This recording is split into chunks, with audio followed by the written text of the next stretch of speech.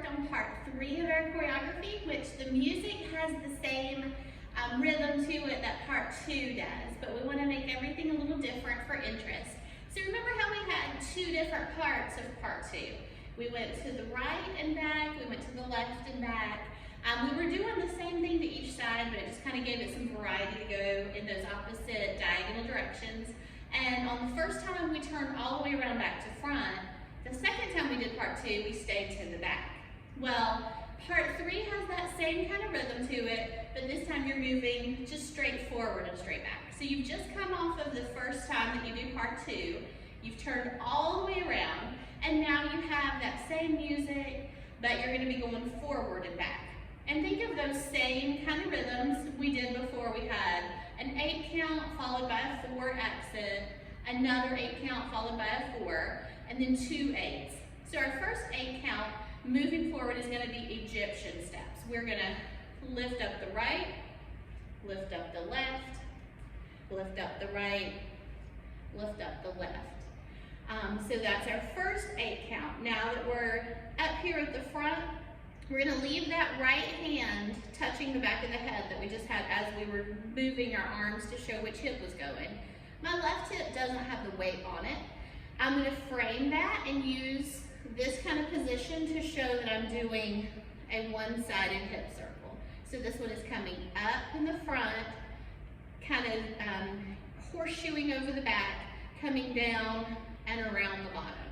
So the 4 count is really just 2 of those circles. 1, 2, 3, 4. Now, our 8 to go back is going to be a roll back. That's the kind where we do a sharp drop in the front and we definitely U it over with our hip and we step back with our foot. We do a sharp, roll it over, sharp drop, roll it over, sharp drop, roll it over.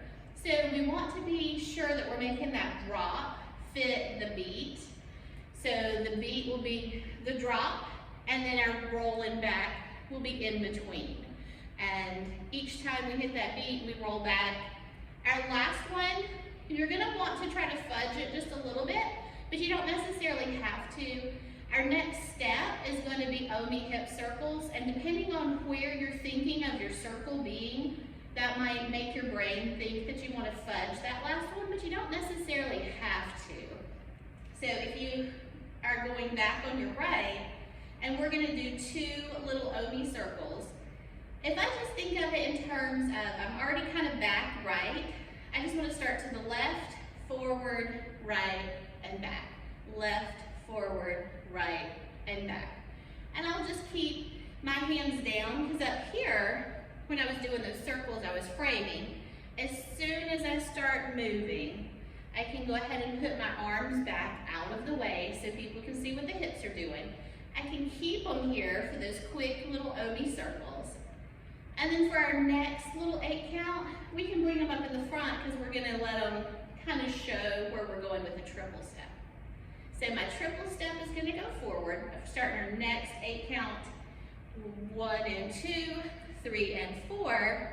We're going to do a little pivot turn out on the right leg to the front, turn to the back and pause, and then our next 8 count, 1 and 2, 3 and 4, 5, 6, 7, 8. And we're paused waiting for the next part. Okay, so let's see what part 3 looks like to that section of the music. It's only going to happen once, and it's going to be in the part that is right after the first time we did the section 2.